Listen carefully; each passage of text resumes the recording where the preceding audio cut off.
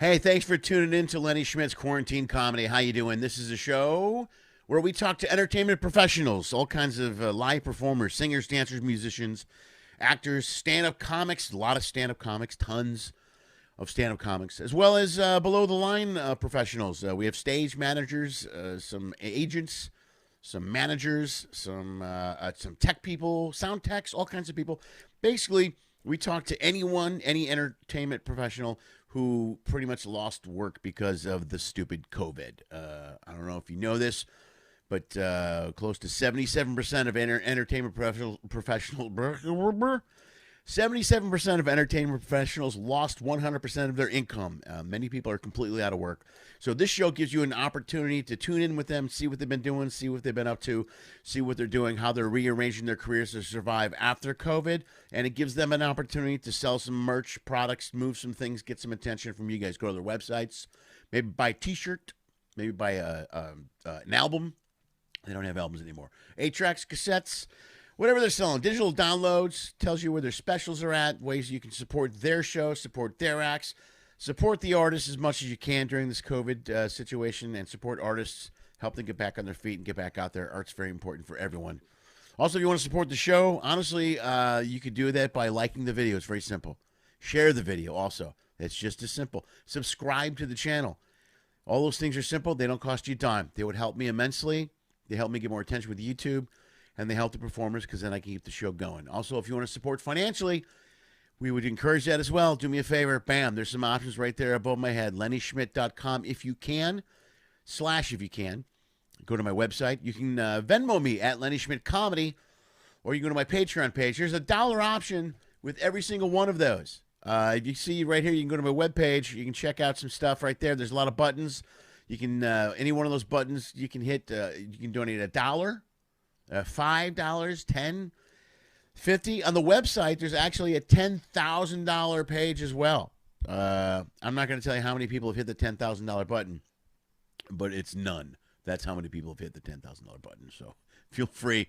But it's there. If somebody wants to sponsor for $10,000, I am not going to talk you out of it. So feel free to support the show financially. We would appreciate it. We don't have any sponsors, no advertisers, no nothing. The show is solely supported by the artists themselves and you people that watch the show. I can't thank you enough for tuning in. We're here every Monday, Wednesday, and Friday on YouTube Live, and then the show's turned into a podcast thereafter. So if you're listening to the show in any of those formats or platforms, thank you so much. I really appreciate it. For now, do me a favor, just sit back, enjoy the show, enjoy today's show, enjoy today's guest. When you're done, if you enjoyed it and you want to support financially, please do so. Otherwise, just enjoy the show. Kick back, relax. Thanks for tuning in.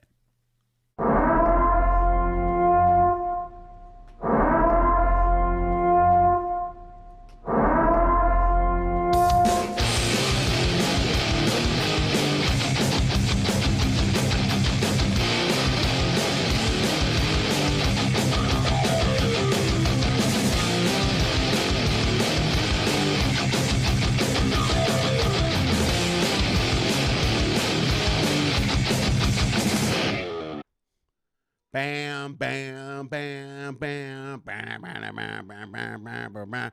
Hey, everybody! Welcome to Lenny Schmidts Quarantine Comedy. How you doing? It's Tuesday. It's Tuesday. We normally do the show on Monday. I moved it to Tuesday. I planned it that way so I could watch the horrible Bears game last night. Thank you very much. That's what I did last night. I built a dresser for my daughters, and I watched the horrible Bears game. So, I had more first downs than the Bears did in the third quarter last night. I just want to point that out. So that's why the show's on Tuesday. Normally we do this on Monday night, Monday, Wednesday, and Friday. We moved it to Tuesday so I could watch the Bears eat shit last night. It's a lot of fun. And then that's it. That's all. And then starting next week, I'll have to check. We're going to switch to just Monday and Wednesday. You guys will know. I'll give you updates and let you know. It'll be just Monday and Wednesday for the live show, and then Tuesday and Thursday for the podcast. So there you go. What's up? Welcome. I hope things are good, man. Let's see. It's a fun day. Let's see what's going on in the news. A lot of bad news in the news. I hate to bring up the news, man, because there's nothing going on. There's nothing good going on with the news. We live in California still. We're in a purple county. Most of the counties are in purple. The governor said, what did he say? He said, stay home. It's not a stay-at-home order, but everyone is highly suggested to not go anywhere. So there's your rule. And I was out this afternoon working. I was working this afternoon and driving around the Westwood area, seeing a lot of people with no masks on. I'm confused by what's happening right now.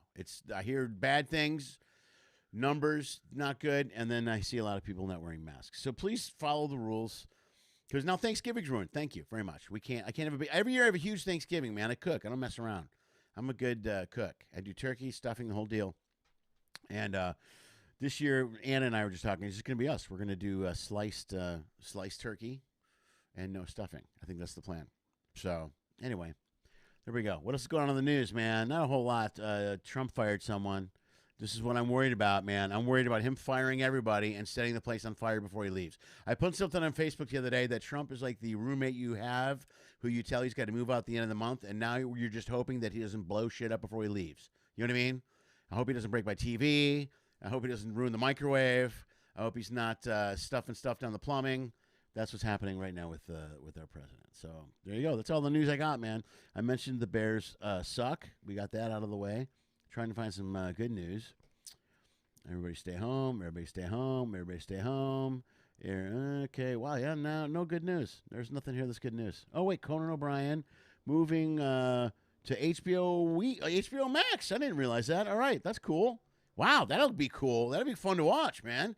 Gets a little more freedom over there at HBO Max. I think that's great. Creatively, I'm excited. Let's look at the board, man. There's a lot of people here. Guys, I can't thank you enough for your overall support constantly. Thank you. By the way, like the video. If you're watching the video on YouTube, like it. I'm going to check and see how many likes I have right now, just to be sure that you guys, we're there. Okay, I have 7 likes, and I have a little over 20 viewers. So suck it up. Like the video. It doesn't cost you any money. You don't have to give money if you want to. If you do, bam, look, there's some options. But look, listen. If you want to just, help me out, like the video. I'm looking. Yeah, there's a few more people liking the video.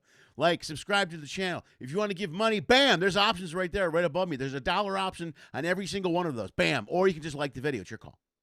It's your call. Bam, money, bam, video. Bam, listen. You can do $1 on any one of these. And there's on my website, on the very top one, there's actually a $10,000 button. I swear, I'm not kidding. You should go there and check it out. It's not. It says donate. It says support $10,000.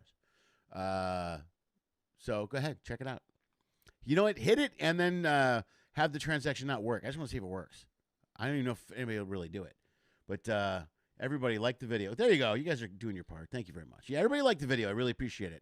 If you guys would like the video. Who else is here? Oh, Steve Reisman's here. Steve, thank you very much, man. I appreciate it. Thank you. Guys are great, man. You guys are awesome. Look at everybody's here. The Runnions are here. Larry Warden's here. Larry Warden, White Castle stuffing. I've never had that. Is that good? Is that a thing? I heard about that. I got to try that. Robin said the Bears. I think Robin Greenberg, how are you? I think you said the Bears to annoy me. Is that possible? To cause pain and suffering in my body? Because the Bears are horrible. Rachel Zimmerman's here. Hi, Rachel. Good to see you. Wow, everybody. This is a full plate.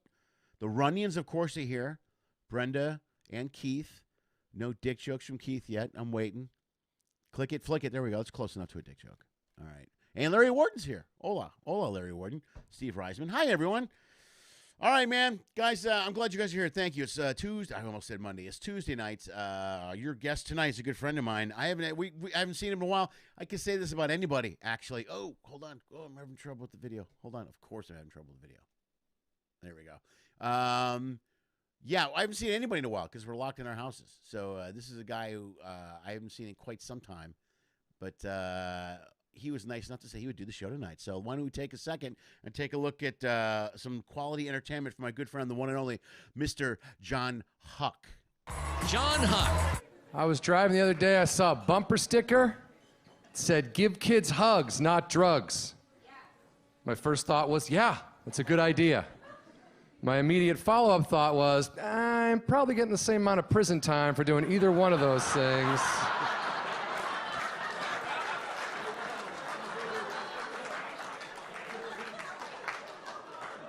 I feel like I'd be better off going to a crowded playground and just throwing out fistfuls of crack rock like birdseed.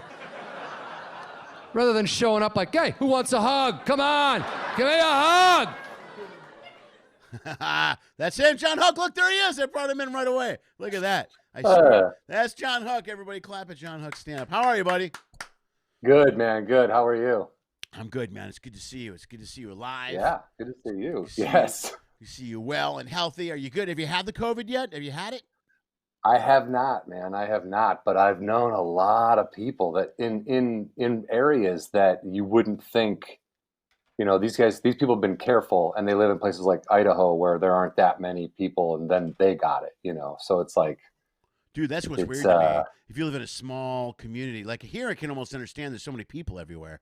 You know what I mean? Well, I think what happens is people from places like here travel to places like that to get away from people. Yeah, it's and probably what's in that process, think about that movie Outbreak. It's like everybody who walked by, everybody contact, yeah, it just grows so fast. Yeah, dude. it's a chain reaction. Did you see Mark Gross? Did you see his Facebook? Did you see what he's been posting? No. He's a comic out of Cleveland, I think. He's a writer. He works with Two and a Half Men. Who's that guy? Chuck Lorre. He works at Chuck Lorre's office. Wow. So his last show, he's working on Billy's show, the Billy Gardell show with Molly. He was working on that last. Yeah. He had the COVID. He posted about it on Facebook. He said he said 2 weeks. He was a mess. He was totally He went to a hotel, and his wife brought him food every day to leave at the door, but he said he could barely walk across the room. Dude, I have a friend of mine, the guy I moved out to Los Angeles with in the late 90s. His buddy from high school is like an Army vet. Like, he's an in shape dude, 2 kids. Like, he's like, in his 40s. He's my age, but like an in shape guy. He got it, and the stories that I'm hearing from him are just, he thought it was the end. He was in an isolated hospital room. His kids couldn't come see him. His wife couldn't come see him. He's doing they gave him a tablet to FaceTime so that he could say goodbye because they thought he wasn't going to make it. Yeah. And then he ended up kind of beating it, I guess, and then able to go home. But he said he still can't really breathe that well. I mean, this is a guy who was like a fairly active dude and is now like feeling the residual effects and will for probably some time. Well, I heard that's why it's so weird, because it hits people different ways. Like Gross, Gross is a runner. I think Gross is one of those guys. He used to be. I don't know if he still is, but I'm pretty sure, because when I knew him on the road, he was smoking a pack of cigarettes a day. This is a long time ago, but he still ran 5 miles every morning. He was one of those guys that just ran. So I mean, he's an LA smoker. He's an LA smoker. You got to get up. You still got to go to the gym, dude. I love dudes who light up right outside the gym. Like, dude, I used to be that. I used to be that guy. I used to go, that's the best cigarette of the day, man. After a big workout, your lungs all opened up. It's like mainlining. The crap we tell ourselves, dude. It's so funny. Remember when I was 20 and invincible? This is the best. Yeah, dude, I'm never going to stop doing this. Yeah, I didn't care what I was doing to my body. Bucks. Yeah. Now my knees are killing me. You know what I mean? Dude. Every time if I sit too long, I'm like, I'm in pain from sitting. Oh, dude, I've been doing the Uber Eats at night to deliver food.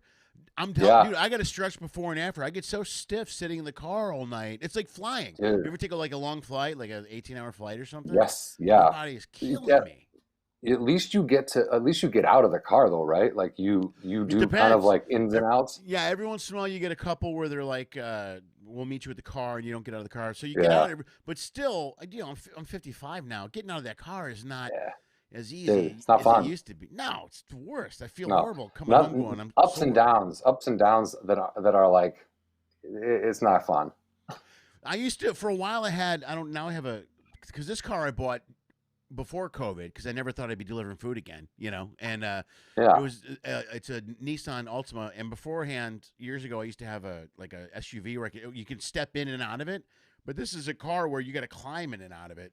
Up and down. Oh, dude, it's the worst, dude. I feel like an old man. Like I'm dying. Yeah. So, where you at and what's going on, man? Are you doing any shows? Have you been down the road at all?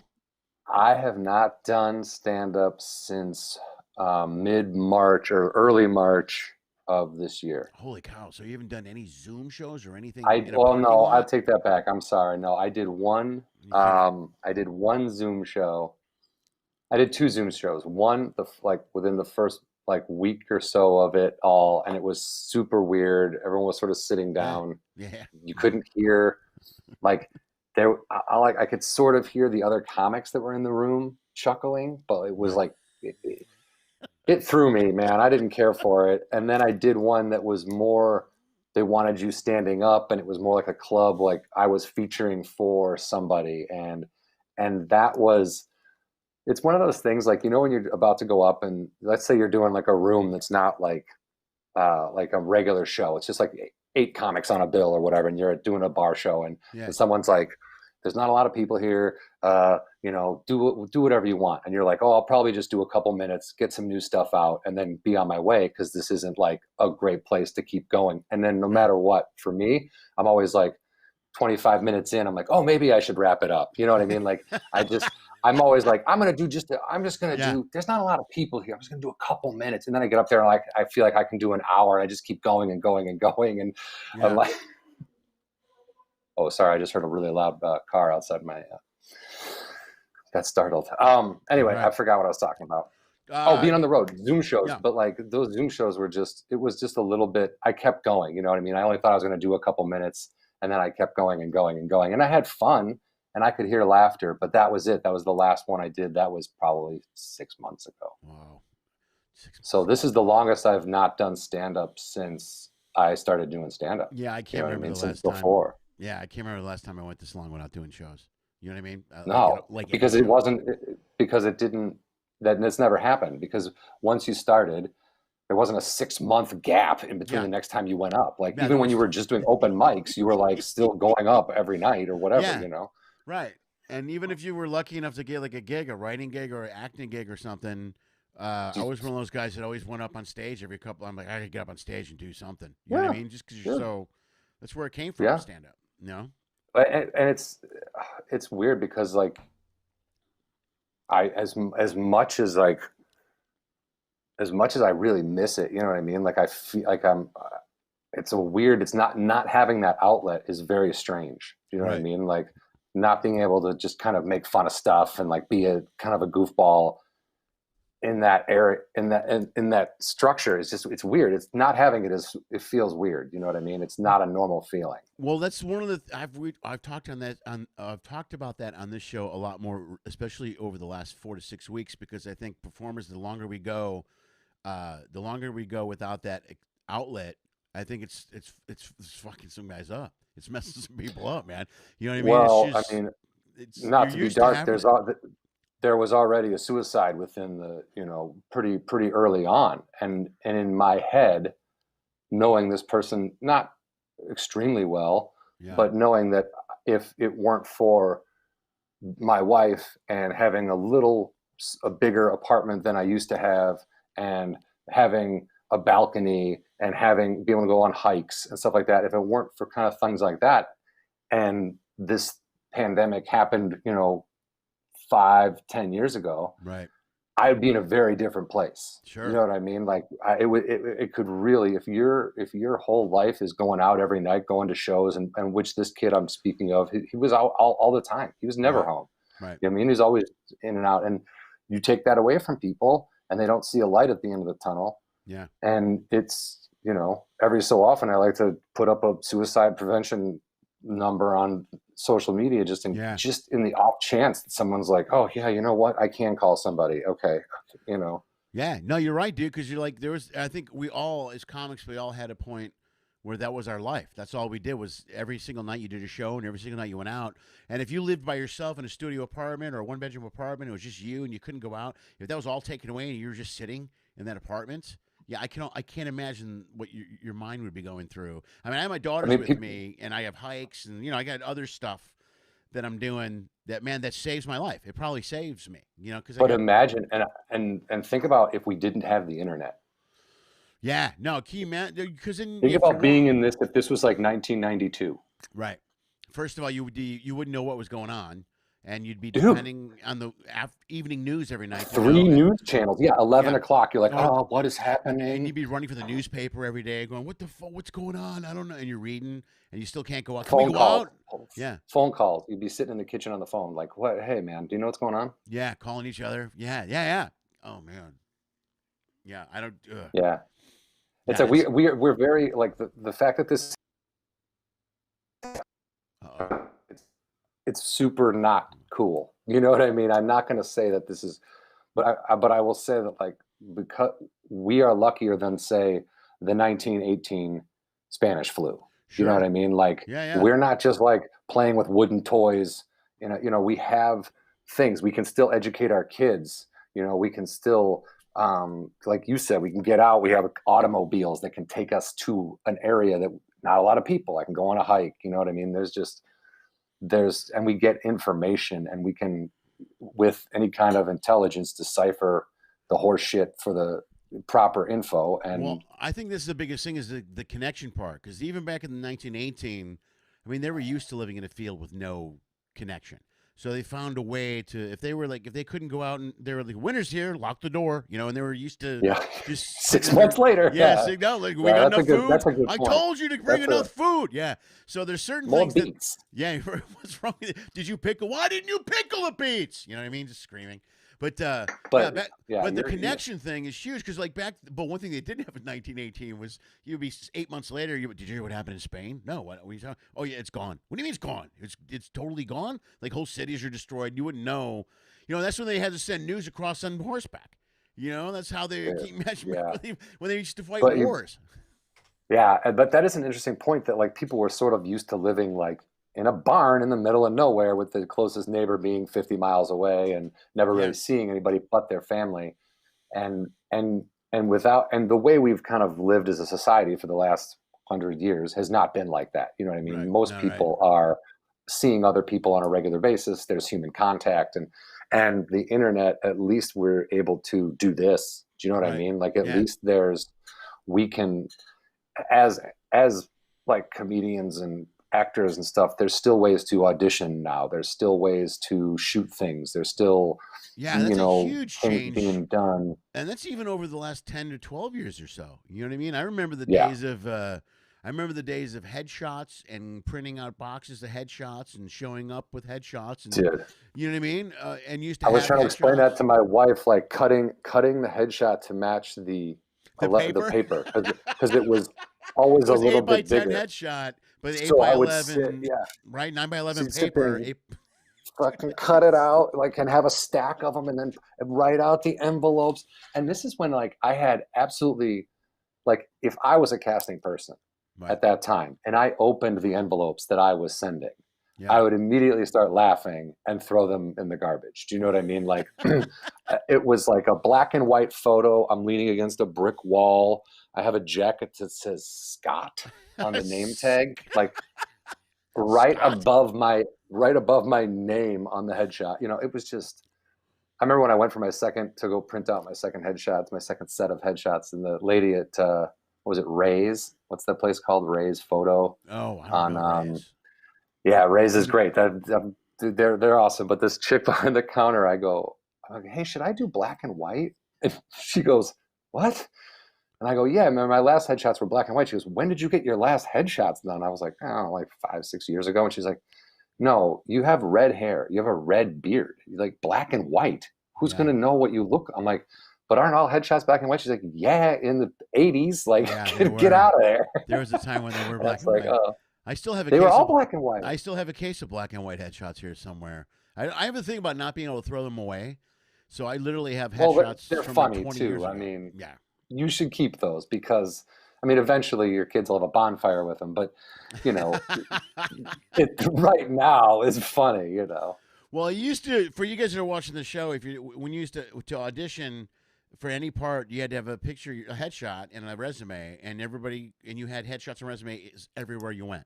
And every time you did an audition, you walked in, you turned in your headshot and resume. And it was maybe a few years ago that they switched everything to the internet, where you didn't need anything anymore. You just walk in. They get mad if you bring it in, because then you're kind of wasting paper. And they're like, hey, man, the idea behind all this is. Yeah.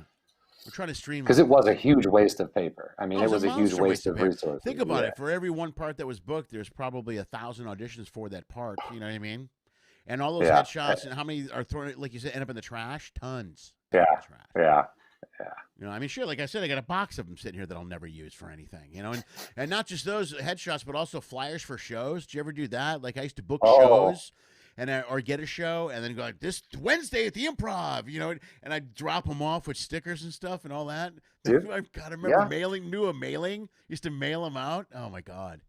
Dude, I remember watching Kevin Hart at the Improv one night, like years and years and years and years ago, like walking around getting everyone's email address. And I was like, what is this nerd doing? Like, what is he bothering people for their email address? Yeah. And then it wasn't until like, you know, a year and a half later, I'm like, oh, mailing lists, being able to let people know when you're coming into town. Yeah. Like, there was a genius behind that I still know people that will collect emails just kind of randomly and use that as a way. Because you used to be able to take MySpace and do it. Right. Eventually you could just hone in on an area code or whatever. But like at the beginning, I mean, that's what you did. You got people's names and like, hey man, when I come back to your area, I'll let you know. Bring some friends out to the show. Shit, like build a following. I used to put paper on the tables. I used to put a thing on the table, have them fill it out, and at the end of every show, I'd go through, pick them up, rotate them, and then log all those emails.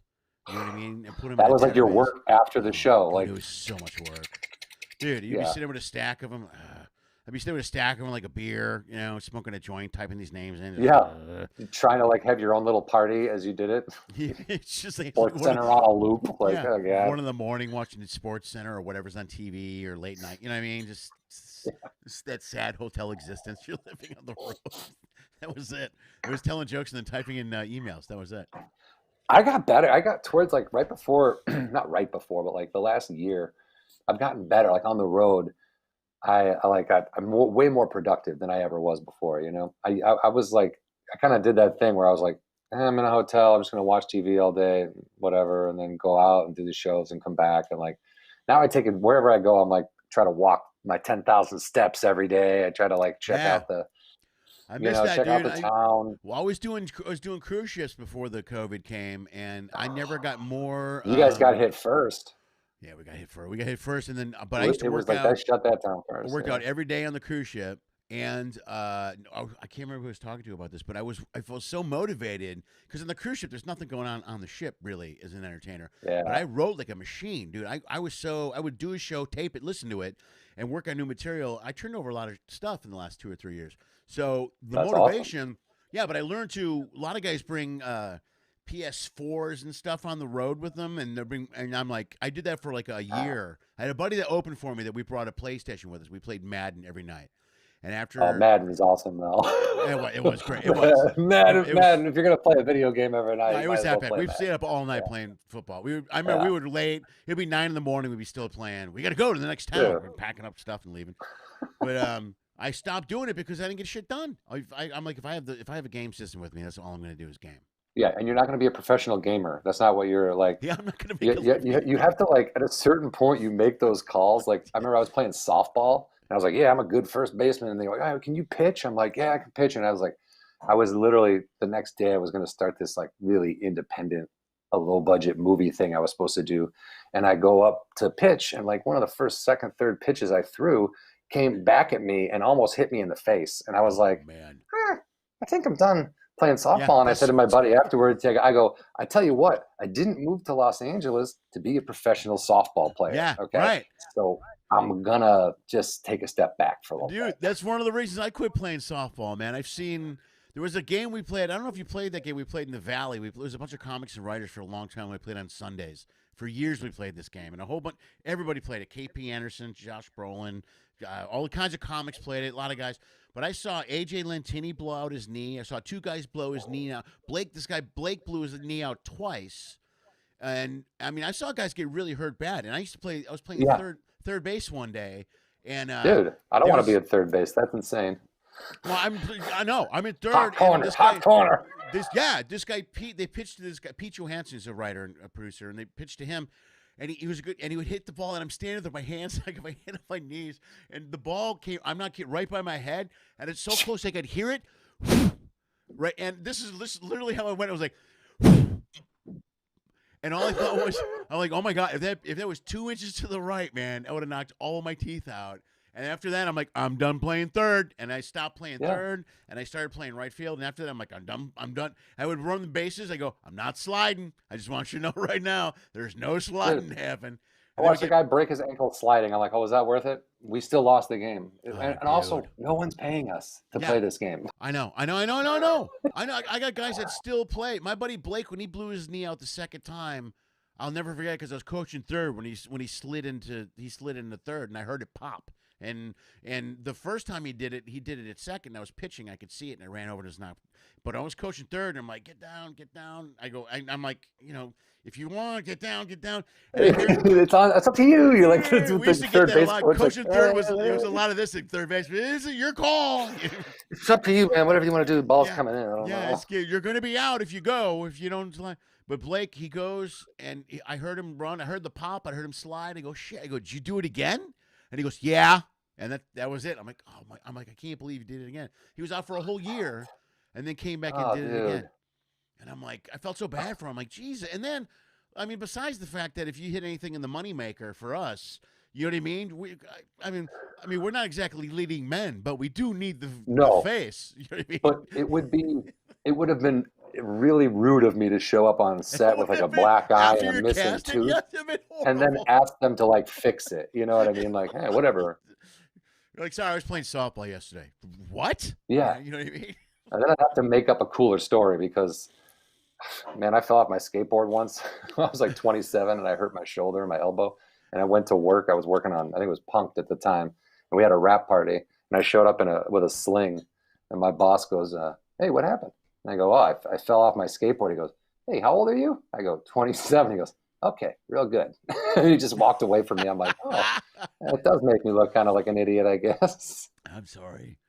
Yeah, I got buddies that still play softball, and he asks me all the time. And every time he asks me, I always go, no, I'm not. I'd be a designated hitter. I can't. I could throw the ball one time, and then I'm done because like my shoulders are bad too. Plus, it's just all catching up to me, man. Right now it's clicking. I get that thing which. Yes, then stop doing what you're doing. You don't want that click. Yeah, I know. Click is bad. Yeah, the click is very bad. The click is very close. The click is this close to snap. That's what I think. Ooh, yeah.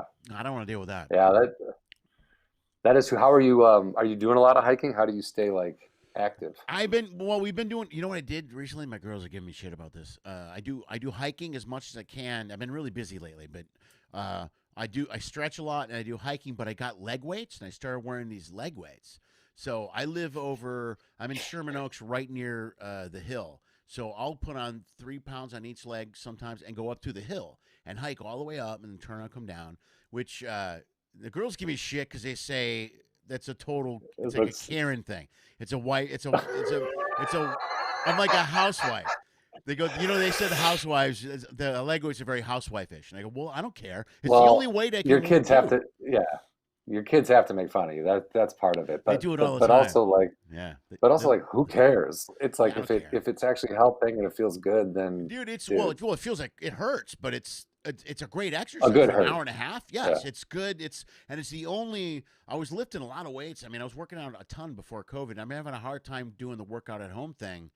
I got sandbags. I got all kinds of shit I'm doing, but I don't. The gyms are closed, and I don't have a weight set, and. It's just so. But I'll do the hike. But the hike with the leg weights going up the hill, man, is that's pretty good work on the legs, dude. I'll tell you what, I feel pretty, So. And your biggest muscles are in your legs, so that's good. And I'm trying to focus on the older. Like I got to get back on working core. I used to have real bad back trouble years ago, and one thing I have that's starting to come back, and I know it's because I'm not working out. My left leg goes numb.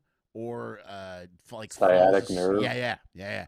So I'll get that. So years ago I went and saw a back doctor, and he was like, you can do one of 3 things. You can get surgery, and we'll fix it. And he goes, we can go on a diet, lose a bunch of weight, or you can change your exercise. So I did the 2. I changed my diet, my exercise, and started focusing on my core, and it went away. I felt I was great because I used to be so bad where if I was flying a lot then. But if I was standing in line at the airport, my leg would fall asleep, and it would be so bad my eyes would water. And then I'd be shuffling back and forth, which is not a real good look when you're standing in security line at the airport. Sketchy. You know? Who's the sketchy crying Who's the guy? Sweating, yeah, exactly. Who's the guy sweating and crying? Like, sir, I'm sure he's fine. I wouldn't worry about him at all. Is he limping? Is that a big bag? Sir, did you check bags? No, just carry on. Come with me. Well, all right, sure. Yeah, right this way. Yes. Yeah, man. But that shit's no joke. Have you ever done Tai Chi? No. No, do you do Tai Chi? When I do yoga now, like every day, and I think that has, because I used to have lower back trouble, a lot of your lower back trouble, and I was working with Dan Cummins. I don't know if you know him at all, but super funny dude, really good guy. Like one of the he's a good one. But I was telling him, like I had dropped a can of soda out of my fridge the night we had a show in Newport Beach, and I threw my back out trying to pick it up. And I made it to the show, but I was like, yeah, dude, of course it makes me look like a grandpa, but of course, whatever. Yeah. So I get to the show, you know, and I'm like just miserable. And he's like, dude, are you all right? I'm like, oh, dude, my fucking back, you know? And he's like, you know, I used to have a lot of lower back trouble. When you get home, look up Tai Chi videos on YouTube and just kind of look into it, because I did it and it really helped. And I was like, oh, interesting. And I had already done yoga a couple times, and I was like, all right. And I saw these Tai Chi things, and I started doing it. And it's weird and it's kind of funky, but it's just like slow motion. Like somebody said, it's like slow motion passing of basketballs. You know what I mean? It's just slow movement. But I did this 1 10-minute routine every morning, and for like a year, I didn't have any back trouble. Oh wow! Right, like on. none, okay. like right. none. And then I did have an issue. And then I had a really bad throw out. And then I got back into yoga and doing the tight, because I had kind of stopped doing it for a little while. And then I got back into the yoga.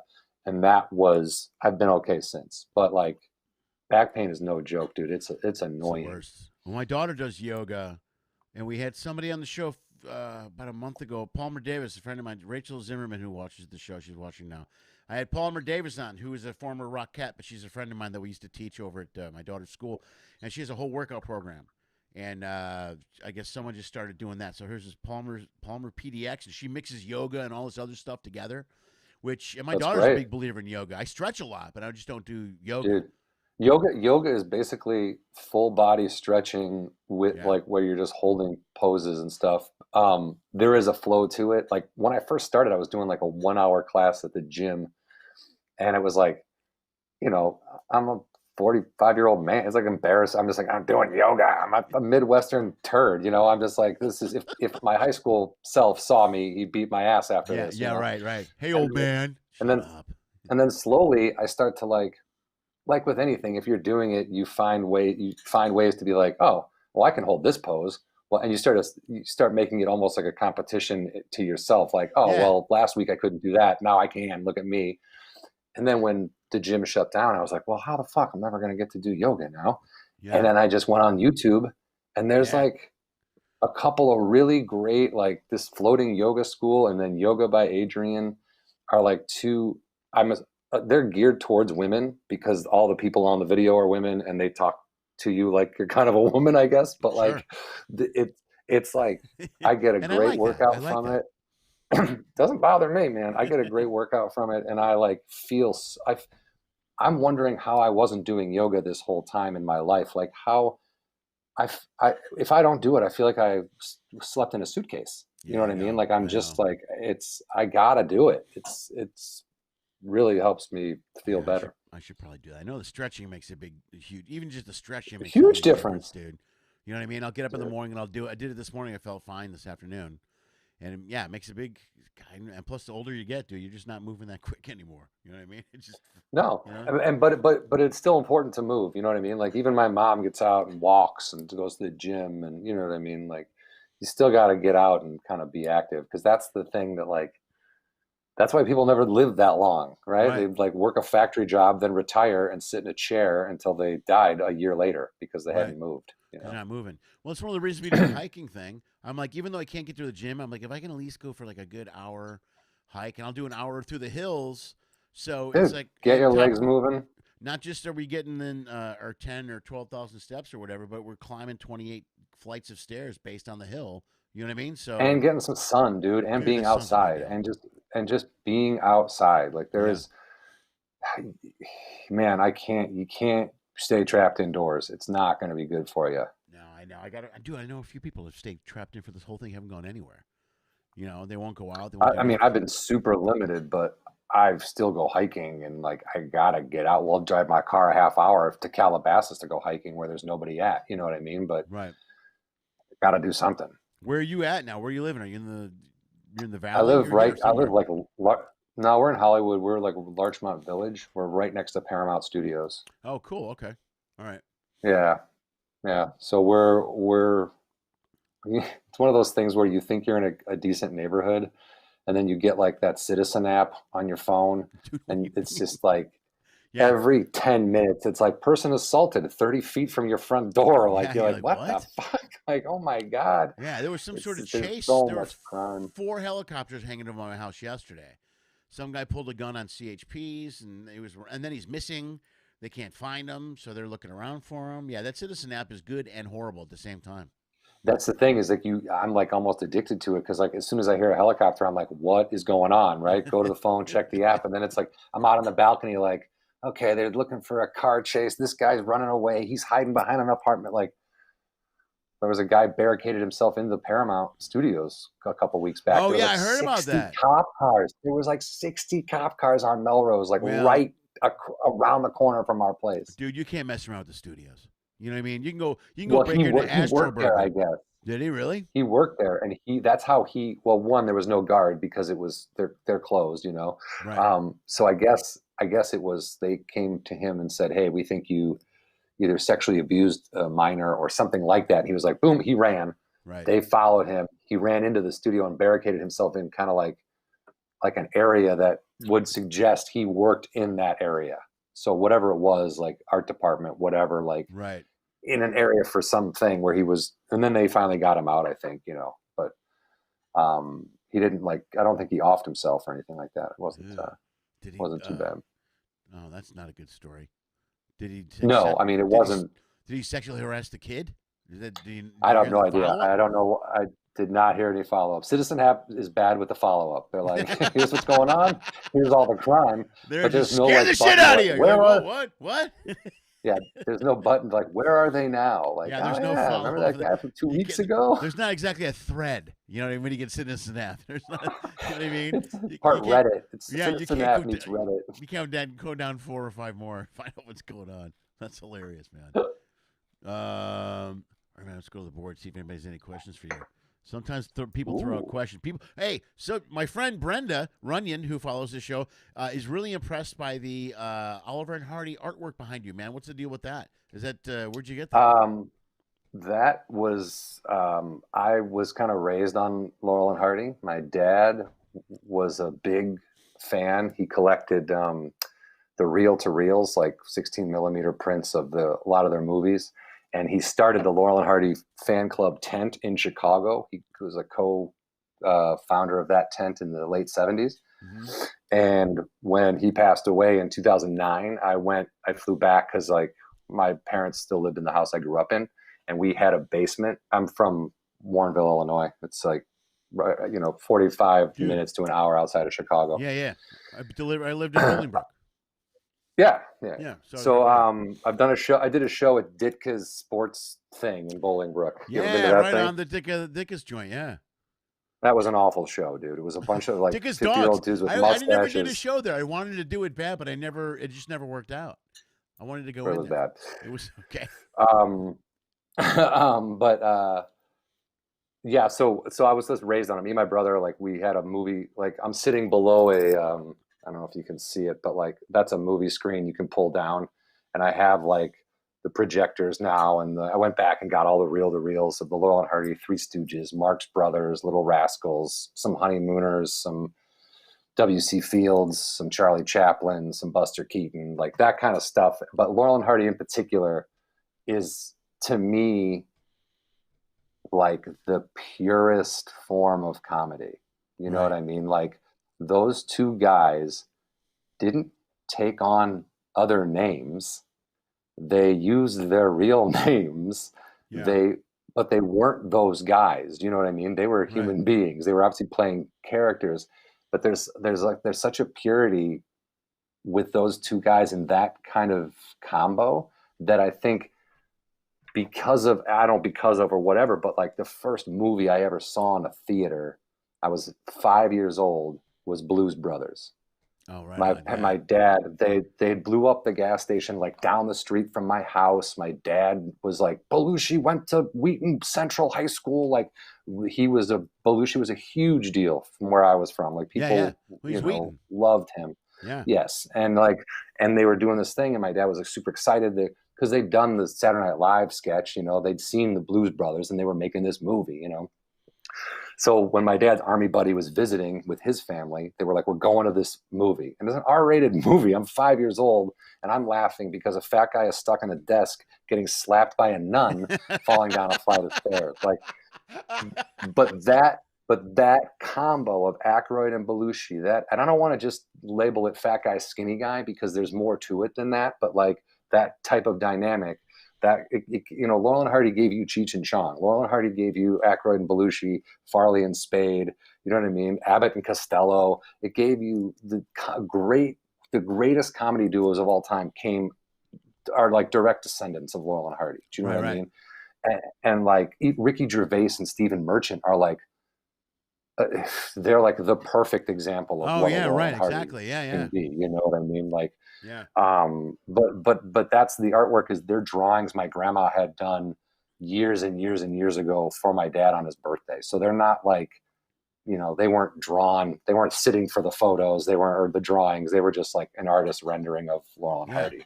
But they've been they've been in my basement, and now like that's what most of this stuff is behind me, is like just pictures of Laurel and Hardy and stuff like that. Oh, that's awesome, dude. That was a huge influence on me. Huge influence. Dude, that's amazing. That's very cool. You're right. It is the simplest, purest form of comedy. And think about, the thing I'm always amazed with when I watch that too is that that stuff is it's clean. It's all PG comedy. You know what I mean? There's no... Dude, you can show, and it's black and white, right? Yeah. And it's like, but you could show those black and white movies to a kid today. A kid who's used to their iPad and all that other shit that goes on that fucking takes their attention wherever it takes it. Yeah. But those kids will still laugh at Laurel and Hardy. Sure. There is something about it that, like, I remember looking at my dad when I was laughing at something they were doing. I would look, and my dad was also laughing at the same thing. And that's just something that you don't necessarily feel or see all the time as a kid. You know what I mean? Like the shit you think is funny, your dad is like, "What the fuck are you laughing at?" And like, at least in the Midwest, that's how it seemed to be. Like all my friends would be like, "This is great," and our parents would be like, "This is dumb as shit. Get it out of here." And you're like, "Oh, right. Okay." But like, but that kind of like, and not until like later on it was like Carlin and then Cosby, like seeing that, like me thinking that was funny and also my father thinking that was funny. But early on, it was the Laurel and Hardy, and it was, and to me, to this day, I can watch County Hospital, Way Out West. Like those are some of the best fucking movies ever made to me, because they're timeless. They date themselves because the way they're dressed and the cars in the shot and the black and white and whatever. But that dynamic and those storylines could exist today, just as they are, and it would still be funny. You know what I mean? Right. And I always think about, one of the reasons that I'm always impressed by that type of work is, I mentioned that not just that it's clean and not just that it's black and white and it's so pure, but I equate it to like music, man. Back in like the 40s and the 20s, when you recorded something, there was a microphone in the middle of the room and 3-4 people around you, and you had to be good. I mean, you had to be talented to produce something and to do, you can fake a lot of stuff now. You know what I mean? So if you're limited and you're clean and it's black and white and you don't have special effects and it's just two guys in a room to be funny, look at The Honeymooners is a pretty good example of that type of thing. It's just Art Carney and Jackie Gleason are, again, direct descendants of a Laurel and Hardy relationship. Right, you know almost like, character-wise to a T. You know what I mean? Where it's perfect. But the dynamic of both of them being idiots, but one of them thinking he's the smart one. Do you know what I mean? Like that's an amazing to play that in a real sort of way, where like when you see Oliver Hardy, when Stan Laurel's about to ring a doorbell and Oliver Hardy grabs and he goes, "Step aside," and he rings the doorbell. Yeah. What? Get the fuck out. It's a doorbell, asshole. It's a doorbell, yeah. He doesn't trust him. He's too simple to handle this, but my intelligent, and then he gets the fucking pie in the face or whatever it is. Yeah. It's like, yeah. And as many movies as they made together, they only repeated, I would say, 2 gags. And that was because one gag was done during the silent era, and they redid it for a talkie. Yeah, right. But for the most part, like when you think about them switching jackets or switching hats, that only happened once. It's just that you happen to see the movie that it happened. It's like, I feel like people don't understand that the original, like the originality of every kind of like, you know, Oliver Hardy went and played golf, and Stan Laurel never left the studio. That dude just wrote and figured out gags and just sat there like a lunatic, you know? Right. Dude, those characters, you know what? Pinky and the Brain are those characters. Dude, they're the same. Even they're everywhere. Version. Yeah, right. They're everywhere. It's a formula. For sure, Shaggy and Scooby. You could say absolutely. Shaggy and Scooby. Yeah, right. I mean, it's really a timeless combo, and it started. I mean, and maybe I'm being naive and saying it started with them, but like before them was vaudeville. Yeah. Now all those guys were part. Like Stan Laurel was Charlie Chaplin's understudy in vaudeville. Right. But Charlie Chaplin never missed a show, so Stan Laurel didn't get to perform that much with that troupe or whatever. But there's this like that combo. Even Charlie Chaplin, to me, you know, his movie started out, his character was kind of mean. He would like be kind of vicious and like do cruel things, you know what I mean, on purpose. Whereas Stan Laurel and Oliver Hardy never did anything cruel on purpose. They were always either trying to help or get a job done or make some money. And they couldn't do any of that shit. They were incompetent as fuck, you know. It was just. I love those are 3 motivations constantly. But it's always funny. It's always funny. Or maybe you could say women were a motivation, because sometimes it'd be like, "Ooh, she's pretty," and then they would try to hit on her, and they'd be like, "Oh, you guys are fucking smooth." Yeah. Even just flirting and saying hello, just the smiles and the waves, and it's classic, dude. Dude, Oliver Hardy with the tie and the dude with his fingers and like back and forth. And I adapt that stuff like on stage. Me and my brother, like watching Oliver Hardy, he does this. He will. It's hard to explain. I'm not doing it any justice with this fucking computer, but he does this thing with his fingers where he'll do a walk, and I've taken that, and I'll tap the mic stand. I'll tell a joke. And I'll be like, and I'll tap the mic stand, and people have reacted to that in a way that I never really thought they would. Like women after the show be like, "That is my favorite part of what you do, is tapping them." I'm like, I told an hour's worth of jokes. I mean, your favorite part was the thing where I tapped the mic, like, but they see it and they love it. It's such a weird, but I basically took that right from my brother, who took it right from Oliver Hardy. You know what I mean? Yeah, like, right on. See, it lives on. It's like Conan saying, you know, when Conan goes, he always does that, like when he's talking to a hot chick, he's like, he's like, right. He goes, I stole that from Bob Hope. Yeah, I stole it right from Bob. It's right from Bob Hope, and it's like, it is, but it's awesome. Lift. Yeah, it works. Yeah. It works. Nobody's calling you on it. Dude, that's the best. I love that, dude. Everybody on the board now. There's still people watching the show. That's really cool. But they all recognize you from stuff, and they're all guessing. Everybody's trying to guess. They also might think I'm Chris Elliott. No. No one said Chris Elliott yet, though. But damn it, yeah, you're close to Chris Elliott, bro. And I don't know why I never put that together. I've always been a big Chris Elliott fan. Strangers put it together every day. Say what? Oh, strangers? Do they really? Give me the small hand, bang, cabin boy. Dude, you're probably getting it a lot now with Schitt's Creek being so popular, right? You get although you're not out that much, so. I went. Do you remember when Chris Elliott had a show on Adult Swim called Eagle Heart, where he was like a Chuck Norris, Walker, Texas Ranger type character? Oh God, no, I never saw that. I love Chris Elliott. It was so funny. It was nonsense. It was a typical Chris Elliott, like straight from Get a Life style, like insanity. Right. And like Brett Gelman was in it. It was a very funny show, 10-minute episodes or whatever. And I went to audition to play Chris Elliott's dad in a flashback. Oh no! Oh, that's great. I have never in my life walked into an audition so cocky. Like I looked at other people and I was like, you can go home. Like, this is my gig. Walking in here, 3 people thought I was Chris Elliott. I'm going to get this. And I did not get it. And the lady was like, nah, the lady said to me when I was like, don't I look just like him? She said to me what I said to other people when they're like, "Oh, you look just like Chris Elliott." I go, "Oh, that's nice of you, except that he's 65 and I'm 45. He's bald. I have hair. He's 5'6". I'm 6'5". Like, you know, the differences are pretty staggering. And yeah, but like people never wanted to hear that shit. So when I was like, "Hey, what about me? Don't I look like him?" She was like, "No, he's like 5'6". He's 6'5". I was like, like, damn it. Somebody who knows the guy threw that right back in my face. Yeah, that's great. Fantastic. But I do think he's an amazing character. Like a character actor. Like Chris Elliott is so funny to me. Schitt's Creek, his character on Schitt's Creek. Dude, I loved him in everything. I loved him on the Letterman show. Do you remember he was on the Letterman show? Dude, the man under the stairs. Yeah. Oh, dude, classic. We watched as a family. We would watch.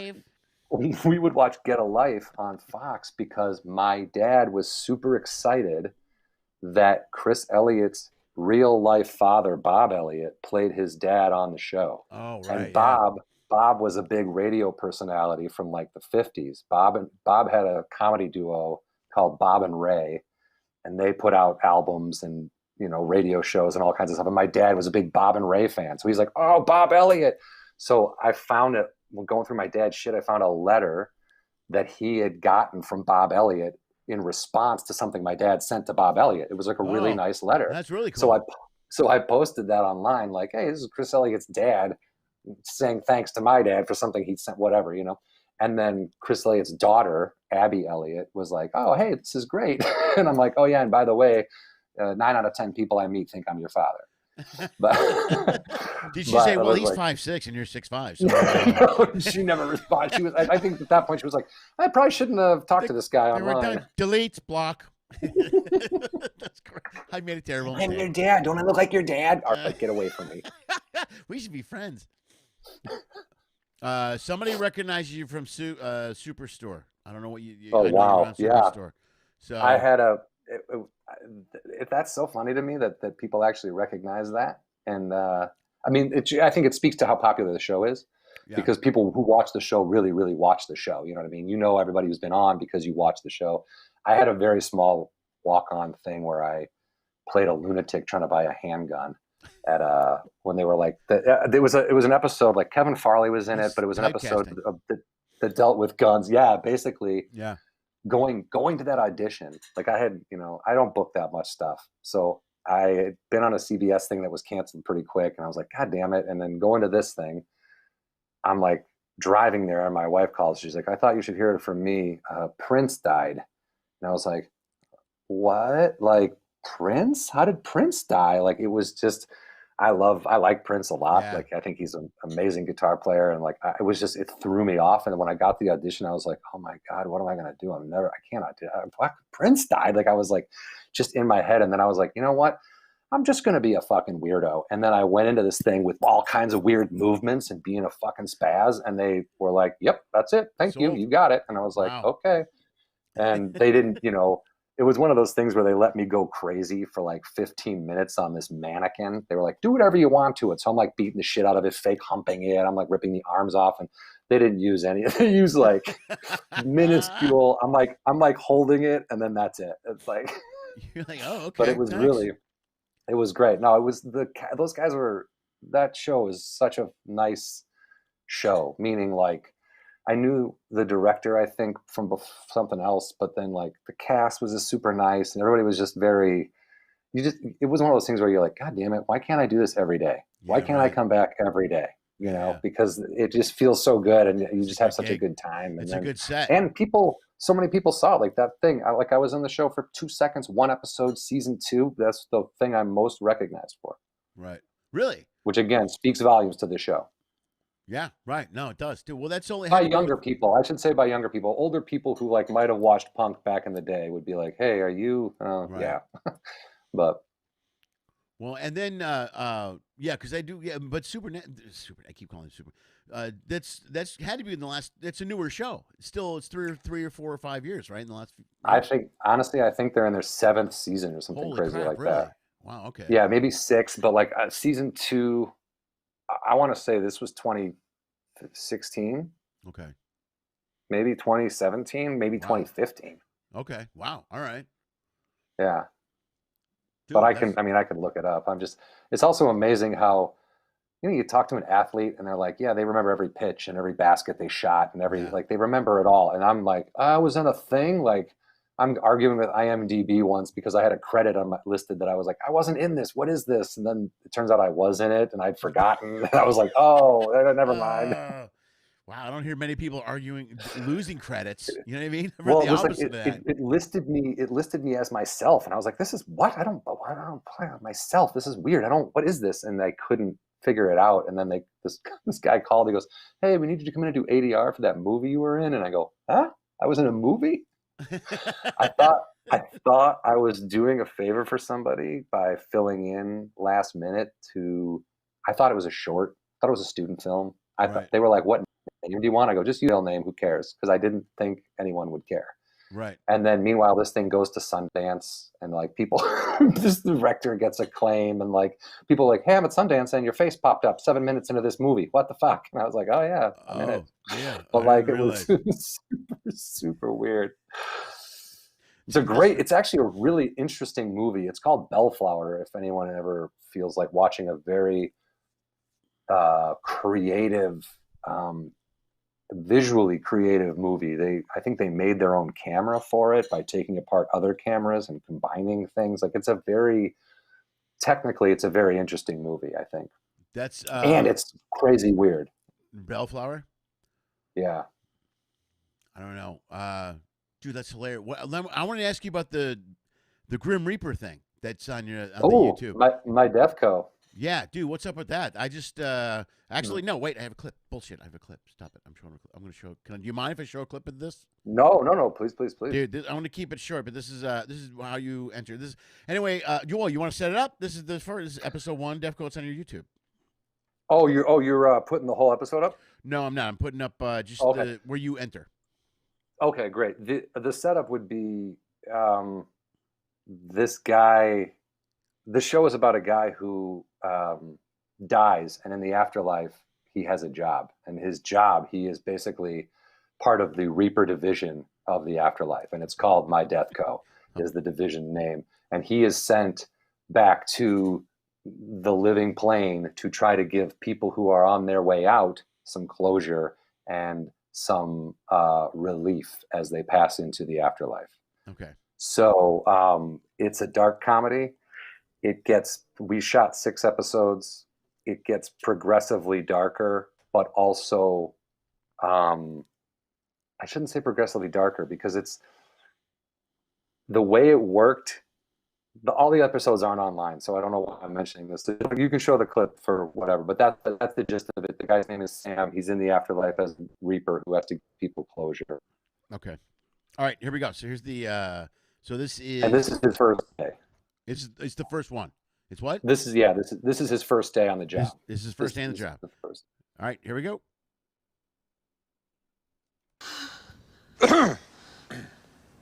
Hello? Look over here. Oh my God. Thank you. I just need some help, please. Hello, my name is Sam. I am a member of the Reaper Division at My Death Co., the first and only name in afterlife transition.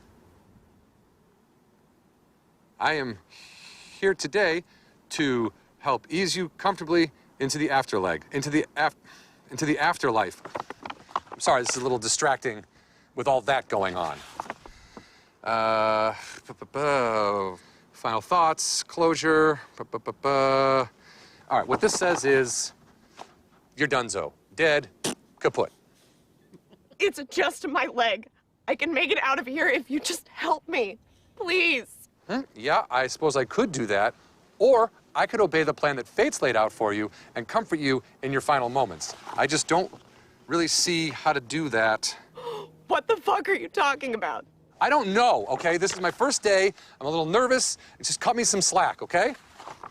Forget this.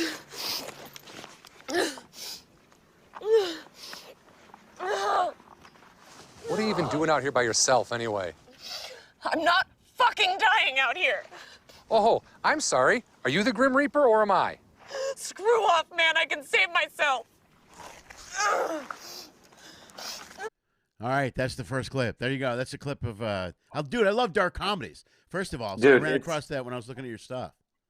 it was crazy. In 1 week, I was asked to play axe wielding maniac and a Grim Reaper twice by three different people making indie projects, and I was like, oh, I must have a look.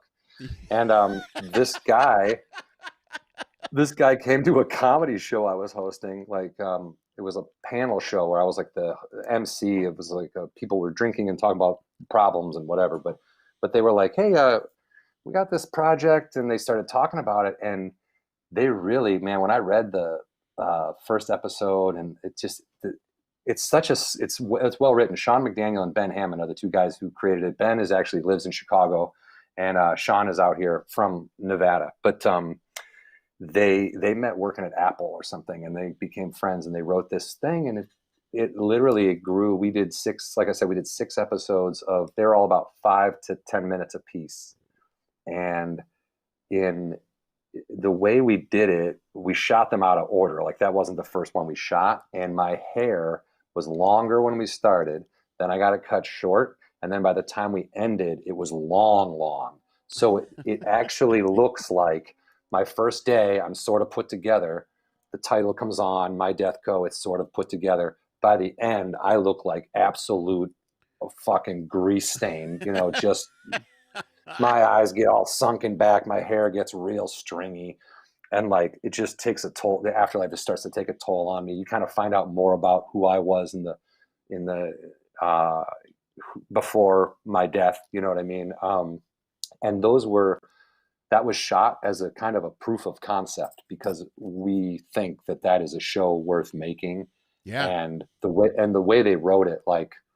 It's very good. It touches on a couple of the episodes touch on things that are very relevant today. Police brutality, that kind of like, there's a lot of shit that's parallel to what's going on right now, which kind of worries me in the sense that like, when this is over, is anyone going to want to remember it, or are we going to want to move on to some rainbows, Yeah, right. But I do still think there's a place for it in the world, and I hope we get to make more of them, because it's, worst case scenario, we put all 6 back up on YouTube, but I think it can find a home somewhere. Right. No, it's great, dude. First of all, I've always, because the other actors, sorry, really quick. I was going to say, the other thing is that I barely have to do anything. Like, they surround me with other actors who are fucking awesome. Oh, she's great, dude. She's phenomenal. She's great. She was actually also created the cloak I was wearing. She's Kate. Her name is Kate. Oh my God, I'm an asshole for not remembering her last name. Kate Roberts, okay. I think. But yeah, so she's an actress and can sew, and she actually just started a new podcast of her own. I think I can't keep up with everybody, but yeah, right. But she's super cool. Like everybody, the crew was really small, and like it was just a very fun. It was one of those things like you get to do, and you're like, okay, worst case scenario, the worst case scenario of that whole thing, if nothing happens with it, is that we got to make some fun art, and we all had a really good time doing it. Yeah, right. That's cool. That's a pretty good worst case scenario. Yeah, that's great. You win. It's a huge victory for you in this line of business. You know what I mean? Because projects come and go left and right. You're always trying to do something. As long as people you enjoy getting it together. Yeah, and as long as you enjoy your time and the people you're working with, and you do something cool that you're all proud of, that's kind of what it's all. That's all that matters. You know what I mean? Yeah. I mean, if you're going to be attached to whether or not it sells and moves, you're going to be miserable in this business. So just do good work. You know what I mean? And just be happy. Because you never know. But it's not going to be the thing you want to move and sell. It's going to be some weird thing. You're like, what's this? I kind of threw this together, and they're like, we love it. You're like, really? Okay. 9 seasons of trash. You're like, all right, whatever. All right, I guess I'm the clown with the limp. This is fucking weird. Yeah. Right. Whatever hits. You know what I mean? All right, man. All right, well, dude, let me check the board one more time. We're going to get out of here. You guys are great. Thank you for tuning in, man. John, I can't thank you enough for being here, man. We're going to... yeah, dude, thank you. When the show's over, this will stay up on YouTube. I always say it'll be up on YouTube forever. It'll be transferred to a podcast next week, but all your info will be in the bio to the video. So we'll have your links to your webpage and your Facebook and the YouTube page so they can find and keep track of all the work you're doing and anything you got going on. Anything you want to push or plug, man? You got you have you got an album? Is this yeah, I got my album Compromise Maturity just came out in April. It's on any streaming platform, but if you go to jonhuck.me, JONHUCK.me, you can find a link to kind of purchase it wherever you want or get it on streaming or whatever. Boom. I see it right here. Yeah. Compromised. Did you go with 800 Pound Gorilla? Did you work with those guys? Yeah, it's on 800 Pound Gorilla. I Nice. recorded it myself. It was mixed by a guy named Joe Paisley in Idaho, who works with Dan Cummins. And then the cover art was done by Michael Jacobson, who lives in Amsterdam. I found the artwork. I found similar artwork online. I hit this guy up and I was like, hey man, my name is Jon Huck. I'm a comic in America. I give him this whole spiel. He hits me back. He goes, I know who you are. And I'm like, oh, I have international. We worked together on a commercial in Prague in 2006. Oh, no way. Are you serious? He was a producer on it. And it was for a nicotine spray that was only sold in Europe. They cast us in LA, flew us to Prague for 3 days. I shot on a fake plane, came back. I mean, it was an annoying name. I think it's somewhere online, but it was called Zonic, Zonnic, I think. But anyway, this guy was a producer on it. He was like, yeah, I do these drawings. So I gave him a couple bucks for it. But like, he drew that thing. I told him, I explained what I wanted. He drew that picture first. And I go, that's the picture. And that's exactly it's like me in a diaper with a monocle and a pipe, and like I love the cover art. I think the guy is such an amazing artist. I can hold on a second. I think I can actually show the picture here. Do you mind if I show the picture real quick? No, please. All right, Yeah.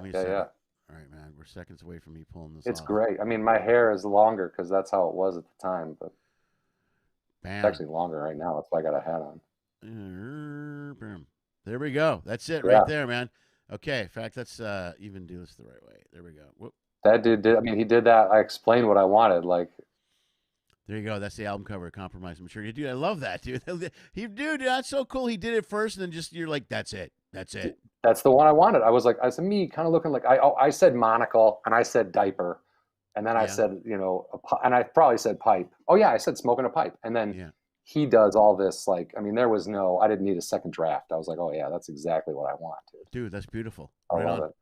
All right, man. Okay, well, they'll be able to. I'll put the link to that album and all that stuff in the bio so they can find it. You guys can catch everything Jon does, and I highly recommend go to his YouTube page, man, and stay on top of the Grim Reaper thing called Death. What's the title? My Death Co. Yeah. My Death Co. My Death Co. All right, man. Jon, thanks for being here, man. I really appreciate it. Thank you, Lenny. This was a lot of fun, man. I appreciate it. Yeah, buddy. Take care of yourself. Stay healthy.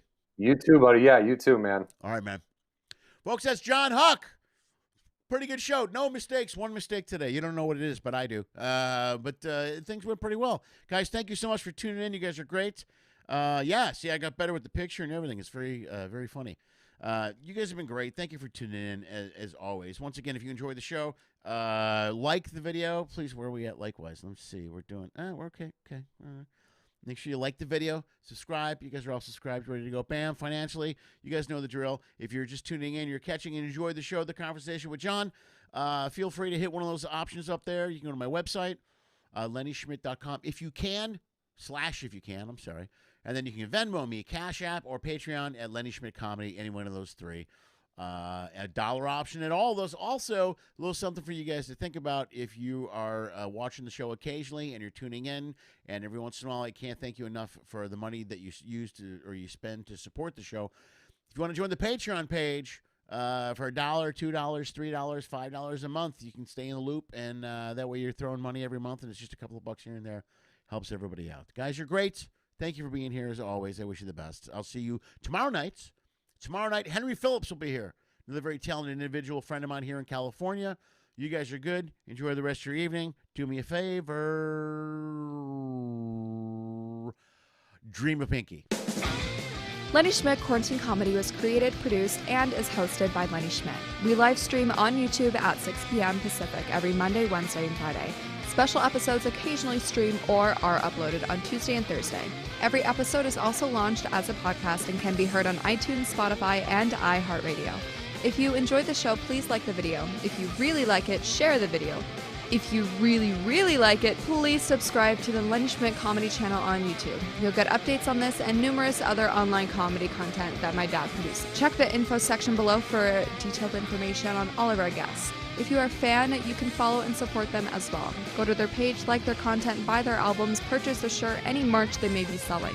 Anything you do will support performers will literally help save the arts. In fact, if you want to support this show financially, just go to lennyschmidt.com/ifyoucan or Venmo at Lenny Schmidt Comedy. If you donate as little as $1 or as much as $10,000, it will help pay for the stuff my dad keeps breaking. If you can't pay for the comedy content, that's okay. COVID sucks for all of us. Enjoy the free show. If you want to find a way to support what we do, just subscribe to Lenny Schmidt Comedy channel on YouTube. That really helps a lot. Thank you for listening to my dad's show, and as always, dream of Pinky.